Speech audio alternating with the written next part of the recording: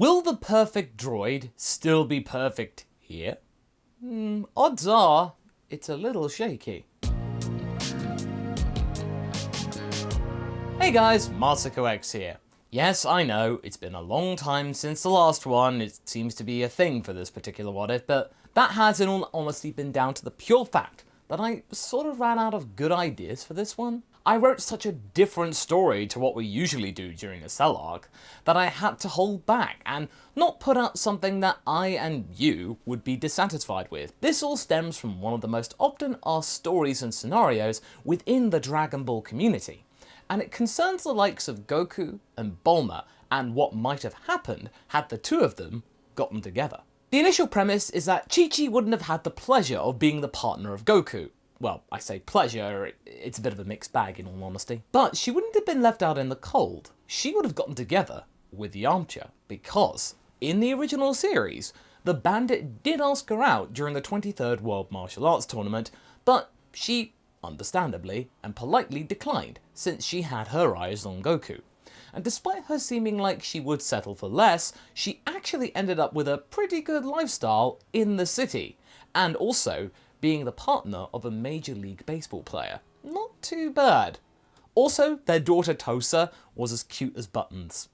Either way, it was Bulma that got subjected to experiencing the ups and the downs of being in a Saiyan relationship.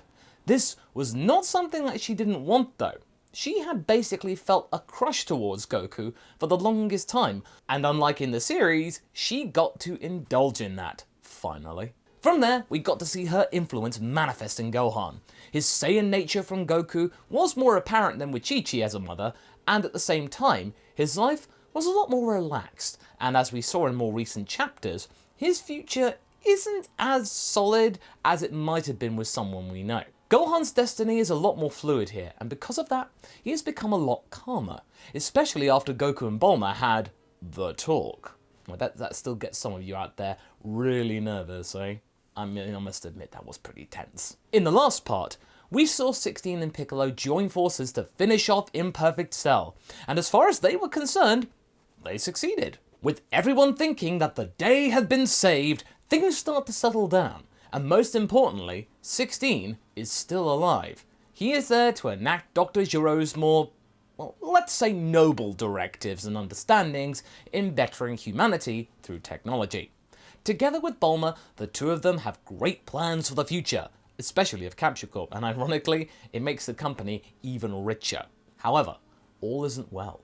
Right at the end of the last chapter, we saw Cell return and realize his dream of perfection by sneaking up on the teenage droids who didn't know they were androids, but they thought they were naturally gifted superheroes, and now Perfect Cell has arrived on the scene, and this is where our story resumes. The audience in North City are stunned, thinking that this is all a bunch of special effects, that the act they came to see are just playing around with them. They're fine really, they're just backstage.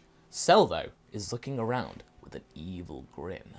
That same evil aura is spreading across the planet, and all the Dragon team can sense this energy, which was so iconic to Cell, and it's reappeared. It exudes a mix of emotions. What follows though will be a much more unified thought.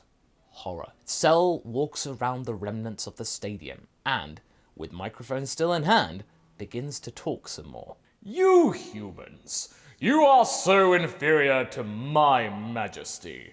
Your strongest warriors? A bunch of buffoons. They couldn't see that I was hiding under their very noses. And look where that's got them. Shaking in their boots, I imagine, at what they can sense is happening. I know they're watching me right now. Well, get a load of this. Cell throws the microphone in the air, and by the time it lands back in his hand, the entire stadium has been razed to the ground. All of the onlookers have been reduced to ash, the rubble still falling to the ground. Sure enough, the Dragon team did feel that. They felt that hard. 16 closes his eyes and laments. Those people, they didn't deserve to be subject to his bluster. If only I'd been more observant, they would still be alive. Bulma, who is unaware of what's going on, is very confused.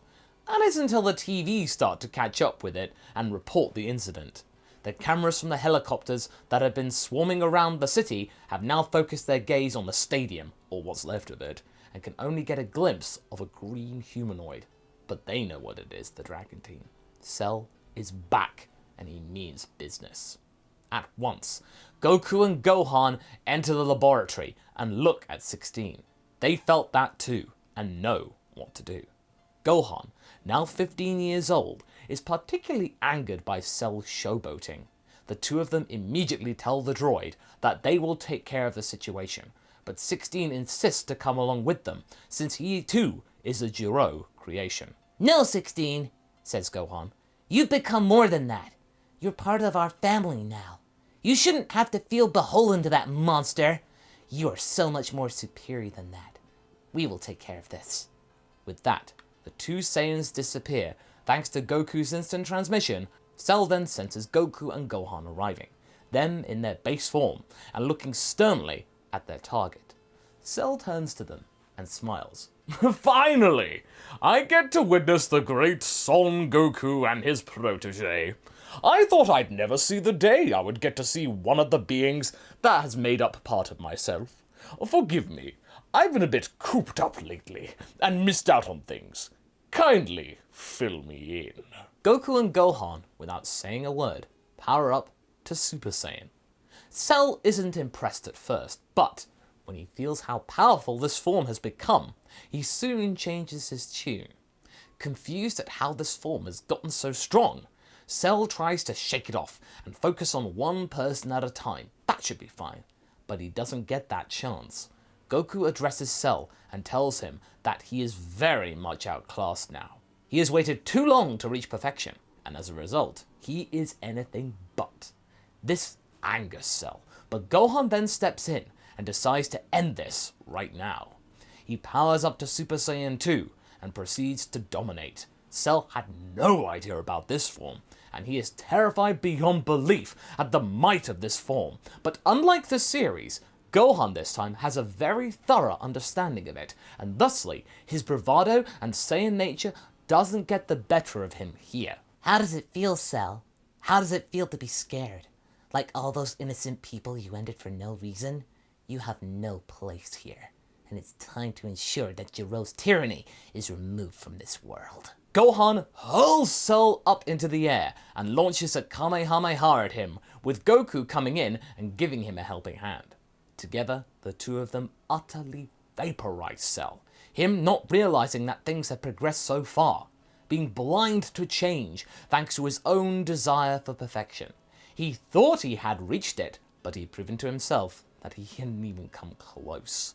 I'm sort of exacerbating that feeling he had with Gohan in the original story when he got Super Saiyan 2 then, but only making it more poignant and blending it with how imperfect future Cell must have felt, being trounced by Trunks. Cell is now truly no more. The helicopters circle around the stadium, having just missed the blast, and focus their cameras on Goku and Gohan, the two golden warriors that have just removed the beast that destroyed this stadia. 16 watches the TV from Capsule Corp, and despite his robotic core, he is mesmerized by Goku and Gohan. But Goku gets his attention. This person, whom he originally been programmed to destroy, had guaranteed his own preservation and erased Jiro's malice from Earth. Son Goku, thank you. Why did I get rid of Cell so quickly? Well, despite Cell being one of my favourite villains in Dragon Ball, it's simply down to the fact that everyone had progressed so much in this time, and that this Son family was a lot more methodical, and Gohan a lot more passionate to get the job done, and most importantly was still training, what with his more assured approach to that training. He and Goku worked together amazingly well, and thanks to that, they were able to utterly obliterate Cell and halt any impending doom from him.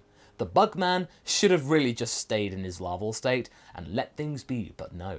He just had to show off. At last, 16 is free. Any legacy of the Red Ribbon Army was gone. He could be his own droid. In the remaining 3 years before the Buu saga, questions arise regarding the identity of those Golden Warriors. They become sort of an urban legend. Who were they? How did they stop Cell? What could they do next? Are they friend or foe? Not a sign of these two has appeared since then, but then mysteriously, the people inside the stadium miraculously returned to life just hours after the incident, having just shown out on top of the rubble of the stadium. That's the Dragon Balls there. Nobody could explain it, who doesn't know about the Dragon Balls, or the two beings, or any of it. But in time, things fade from memory as so often does if nothing is followed up. One thing was for sure though, the Golden Warriors would remain a mystery. Or so you think. 3 years later, Gohan is heading to his new high school as a brand new student. Bulma keen for him to have a normal education for at least some of his life. And also, it would look very good for the optics if he were to be part of a public school, should he ever become the new president of Capsule Corp. It's good to be down with the rank and file. In that time too, Bulma and Goku had another child. This one Bulma got to name, and sure enough, it was a girl, and she was named Bra. So we sort of get a mesh of the two families there. Yamcha would bring his daughter over Tosa, and the girl was very pleased to not be the baby of the group anymore. We see Gohan on his way to school, and he comes across the same bank robbers as before, and without thinking about it, powers up to Super Saiyan to stop them and not give away his identity as the son of Dr. Bulma and potential president of Capsule Corp. It wouldn't look good if he was brawling with thugs for no reason, even if it was for a noble one.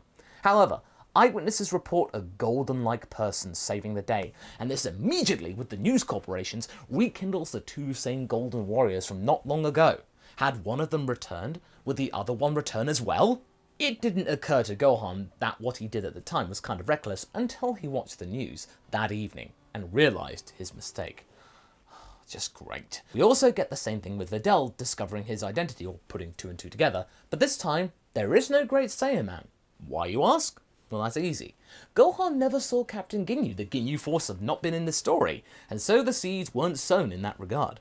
Instead, Gohan tries to hide his power, but it's getting people talking, and Videl is the one that puts everything together. At first, she's glad that she's found out the identity, or seemingly has, and wants to rat him in. Things weren't going so well with her father Mark, or Hercule. Since winning the last World Martial Arts Tournament, things had been very slow, since he didn't really get any more work, and didn't get the chance to save the world from Cell, like in the original. Winning that tournament can only get you so far. So Videl gives Gohan the ultimatum, and demands to become a Golden Warrior too. Gohan decides to play along for the sake of the corporation, even though he knows it's not physically possible. I mean, how would she know that? Well, at least for now, it buys some time. In any case, the golden promise is forgotten when Videl and Gohan actually spend some time together training, and she soon begins to realise that Gohan isn't all that bad. He isn't a mummy's boy, he isn't a corporate clone. He's a good kid, despite the rich background. And Dr. Bulma is nowhere near as cold and distant as the media make her out to be. Although having said that, Dr. Bulma does not take too kindly to the notion that the press see her that way. As for Goku, he was weird, that's for sure. From the little that she had seen of him, he mostly goes off to train. He was pretty aloof, but just as strong. Was he the other Golden Warrior? She wasn't sure, but either way, what we can do here is cut to the next tournament. One surprising inclusion was the daughter of Yamcha and Chi-Chi in the tournament, Tosa. She had taken up martial arts as a hobby, and had been taught the basics from her father. She wasn't as strong as the likes of Goten and Trunks here, but she was far and away stronger than any other human fighter in the junior category. Yamcha was beaming that she was taking an interest in what he used to do, as was Chi-Chi, who recognised the potential in her daughter, and Ox King, well, I mean, he's happy all the time, whatever's going on. But that doesn't impact the main tournament, though, save for Mighty Mask still being in the tournament as his full self. Videl, sadly, still gets clobbered by Spopovich, and the whole thing carries on as per normal, with Gohan still going nuts about it, but with even more power. Shin and Kibito are still there observing, and ensure that the energy that Gohan has is drained from the Half Saiyan. The stadium is aghast at what's happened, and surprised. The Golden Warrior rumours that were circulating, they were true! Videl knew this all along, of course, much earlier than in the original. With Barbary and Dabura, they received the energy and realised that the energy that they need is now greater than before, since Gohan never stopped training. Instead of being half full like in the original, they now have 2/3 of the amount of energy that they require to revive Majin Buu. When the Dragon team arrive at the ship, the same three end up fighting Pui Pui, Yakon, and then Dabura, only with Gohan going first this time instead of Vegeta. Krillin and Piccolo sadly still get turned into stone since they had no clue that Dabura could do that. Gohan makes light work out of Pui Pui, which impresses Vegeta. Goku does the same with Yakon, but when it comes to Dabura, it's Vegeta who gets the pleasure of doing so, something he wished to do in the original instead of Gohan. This time, he succeeds in defeating Dabura, but we still get Majin Vegeta, since Babidi has found his new minion. He'd been lining him up all along. He was stronger than Dabura anyway. And that's where we're going to be leaving things for right now. So what do you guys think? Who will fight Majin Vegeta? Will it be Goku or will it be Gohan? Leave a comment below and let's get this discussion going. And I shall see you in the next video. Catch you later.